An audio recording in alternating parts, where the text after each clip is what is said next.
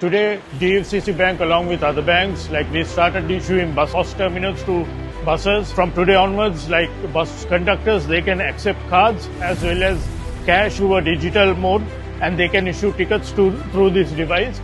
And this will be basically rolled out to other buses as well. අද දිනේදී DFCC බැංකුව මගින් අධිවේගී මාර්ගයේ ගමන් කරන සියලුම මගීන් සඳහා කාඩ් මගින් ගනුදෙනු කිරීමේ පහසුකම සලසා දී තිබෙනවා. ඇත්ත වශයෙන්ම මේ පහසුකම වන්නේ මගියාට මෙන්ම කොන්දොස්තර මහතාටද මාරු කාසි ලබා ගැනීම නැත්නම් මාරු මුදල් ලබා ගැනීමේදී ඇති වෙන අවෛරයතා මගහරා ගැනීමේ හැකියාවක් තිබෙනවා.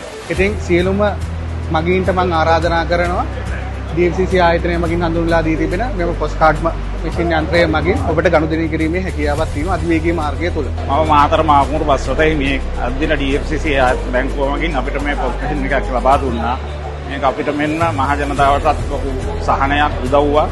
DFCC ආයතනයෙන් අද අපිට ටිකට් මැෂින් එකක් ලබා දුන්නා. මාකුඹුර සිට මාතර දක්වා ගමන් ගන්නා සියලුම මගීන්ට කාඩ් එකෙන් ගෙවීමේ පහසුකම සලසා තියෙනවා. ඒ නිසා මේක රටේ සියලුම මගී ජනතාවට ඉතාමත් වැඩදායි හොඳ වැඩසටහනක් කියලා මම විශ්වාස කරනවා. ඒ නිසා මම කියන්නේ සියලුම බස් හිමියන්ට DFCC ආයතනය මගින් මෙම මැෂින් ලබා ගන්න.